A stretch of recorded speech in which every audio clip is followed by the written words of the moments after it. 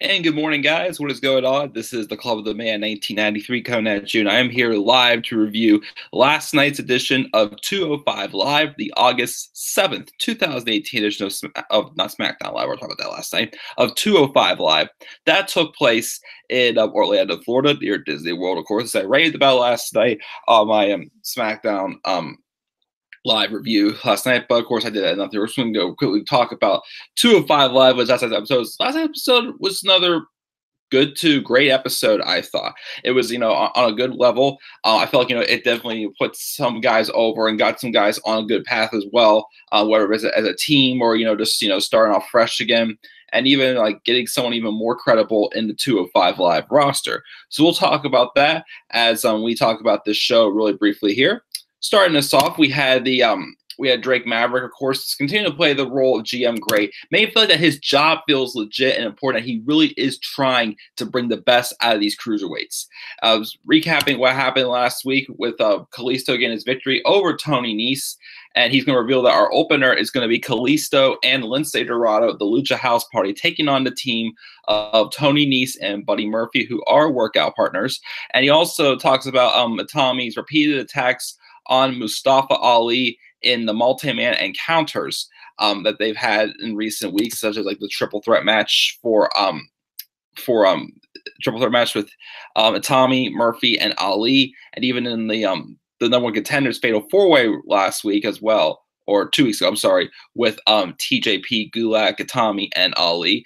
And then so after Ali had like a medical scare after their last match on in the fatal four-way, he's gonna have a one-on-one match, which I felt that's the direction we're going here, having a 205 Live view with Mustafa Ali and David Tommy later on that night, which I'm like, okay, let's do it. Let's get going. So that's the lineup for tonight, pretty much, for that show, pretty much. We got Ahmed, Atef, Johnny Gargano, and Tommaso Ciampa go to 205 Live. Again, here's the thing I keep saying. If 205 Live with Triple H in charge will finally let superstars go other places besides 205 Live, go to SmackDown or go to Raw. Even if some of the superstars want to go back down to NXT to polish up whatnot before working the main roster, I'd be fine with like Johnny Gargano or Tommaso Ciampa, or even guys like Finn Balor or a few others getting some time in the cruiserweight division. But if you're going to be in 205 Live and stuck there forever, then I'd say no. Johnny Gargano and Tommaso Ciampa are much more than just 205 Live, especially with them put on a main event caliber feud down in NXT. But thank you for the comment in there, Ahmed.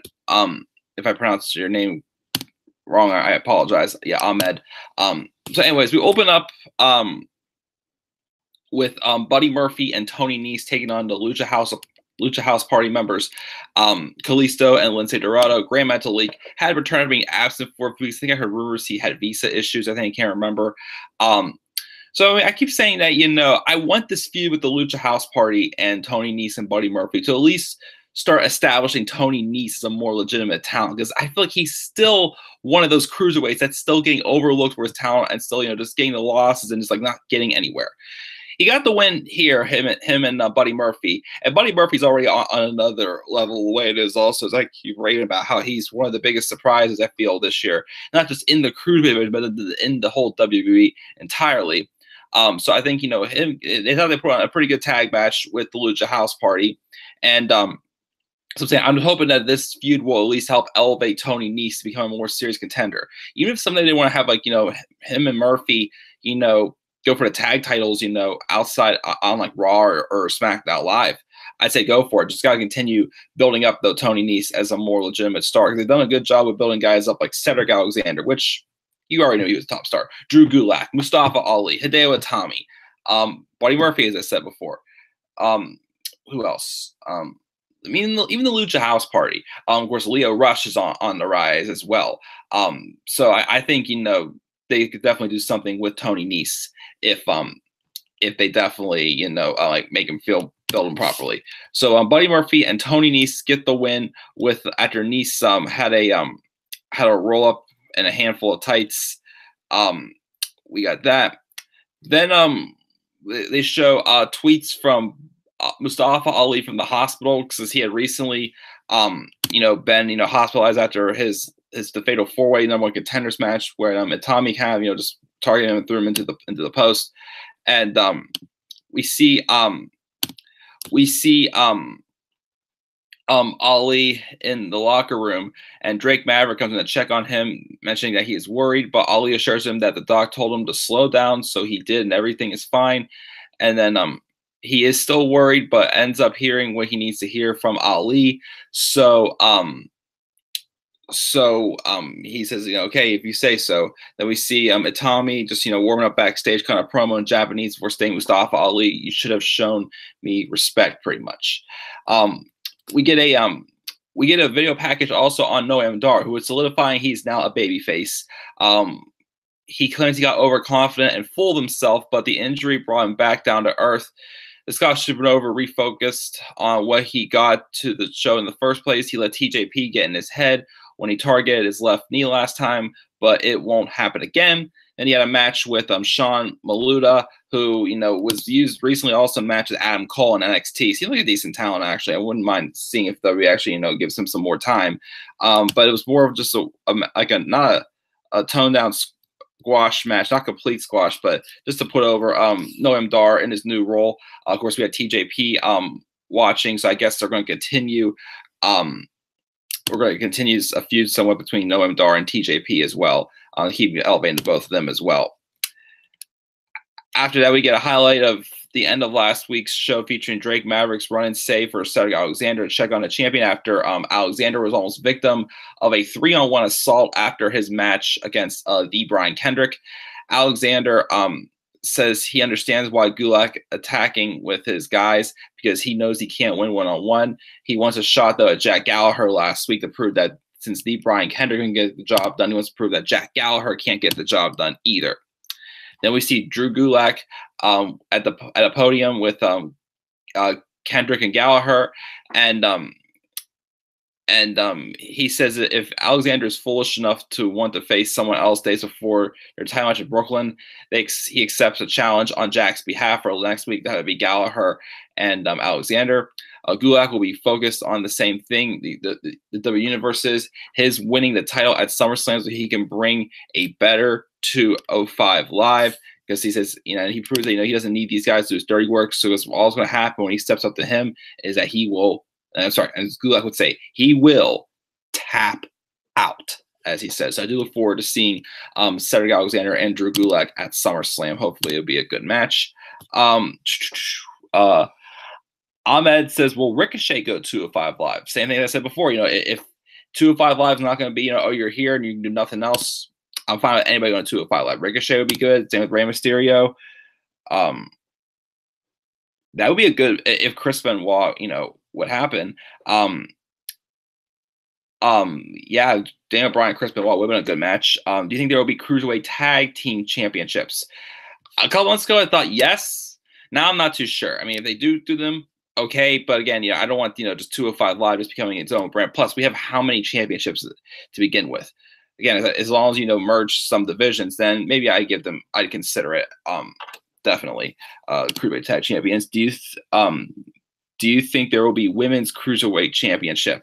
Probably not. I don't see the women, there's no like what you're gonna have super skinny women or whatnot. Pretty much, I don't know. I don't see a women's division coming out of the cruiserweight division, so probably not. But thank you for the idea, though, my friend. Anyways, so we got our main event.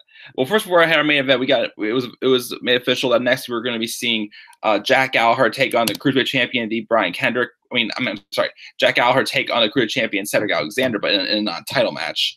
And then also next week, we're going to get the rematch between Lio Rush and Akira Tozawa, which I thought they had a great match the first time. Look forward to them seeing go at it again. And then we had our main event, Hideo Itami versus Mustafa Ali. I will say this, though, and I have read some comments about this. This match definitely made Hideo Itami a bigger star in the ring. I will give him that. I will give him that. Most of the match, I noticed, it seemed like, Ali was playing that role, just fighting back, but Itami was made to look very dominating in this match physically. He really, took it to Ali and took advantage of Ali's, recent, set injuries. And it seemed that he that even though he got some good counters and such as that sick DDT towards the end, it seems like the story of there, Ali may not be 100% still yet came into effect. I will say this though, Itami's appearance, such as his entrance and maybe his attire, whatnot, still seem a little too simple. Like again, if I'm not saying this because he's a Japanese star, but Shinsuke Nakamura still has a unique entrance in some ways as a heel with the Rock Band playing up on the Titantron and the blinking lights and whatnot, and his attire. It's him. It's different. It's him. And Tom, again, it just looks basic. His music, I love his music, but he just comes out and just goes oh, whatever heck it is. I feel but to stand out differently, to make him a more unique star, you do need to do something different in his entrance. Kind of like when they did with Mustafa Ali with a light entrance. It's awesome. I love it. But I will give credit. This was probably one of Tommy's best wrestling matches on 205 Live, definitely. As I said before, he dominated Ali most of this match. Everything Ali threw at him, Tommy had a counter for.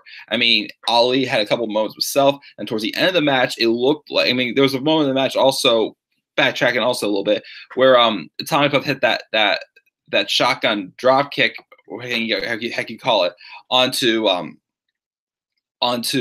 Ali into the steel steps again, but Ali got out of the way, and that backfired there. But then towards the end of the match, where it looked like Ali was about to 054 on Tommy, he lost his balance, obviously, because he's still not 100%, and the beat he took in that match, and then Tom took advantage of it, got him to hang from the turnbuckle, hit 3 of the shotgun drop kicks on him in the corner to get the win. And afterwards, of course, the referees and officials were, examining Ali. Something seemed a little off with Ali, and Matter came out also. So again, I guess we're going to continue the story, maybe see a rematch down the line. I personally think that these two should eventually have a Falls Count Anywhere match. I think it would work with the fact that, with the drop kick effect onto the steel steps. I think, these two are destined for a Falls Count Anywhere match. So good main event, again, putting Tommy over even stronger as, a more legitimate contender in the main event on 205 Live. But again,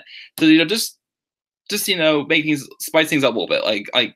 Give him his own, attire. Give him, a little more of a unique energy. You can keep the same song, but just something a little bit more unique for him, I definitely think would be necessary.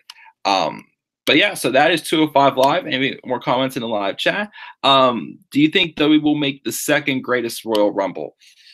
I don't know. The first, if there was a stipulation for the greatest Royal Rumble, I was the winner gets a title opportunity, or the winner, for sure will get a shot at Money in the Bank or something like that. Then maybe, but I saw the greatest Royal Rumble, and to me, it just felt like just like a house show match or something like that. In my personal opinion, there was just a lot of low card guys, and they're not really towards the end until there was a bunch of I know I was happy that someone Daniel Bryan was the Iron Man of and got a long time in the match. I was fine with Braun Strowman winning it, but didn't really feel that special. So unless they put a stipulation of it, I'd say I'd pass at another greatest Royal Rumble. But if you want to see it, that's awesome though. But yeah, that's pretty much it for 205 Live. I'll give it a B+ this week. Good show. What are you ready to give 205 Live, guys? For your thoughts down in the comment section below. And don't forget to click my like and subscribe more content on this channel. Follow me on Twitter at DemandAirBrownie3. Just stay tuned as always for more odds and ends coming on this channel. Again, I'll probably be up here late tonight to review NXT. I'm going to be going to the movies tonight with some friends, so I will not be able to see NXT when it comes on at 8, but I will watch it as soon as I get home, and then I will review it right afterwards. And tomorrow night, of course, will be my special live stream of the week. It will be my top 10 best and worst SummerSlam matches of all time, in my opinion. So, guys, that's it. Thank you to Ahmed for joining me in the live chat. Also, as always, I will see you guys all later. Have a great rest of your day, and peace out, everybody. See you all later.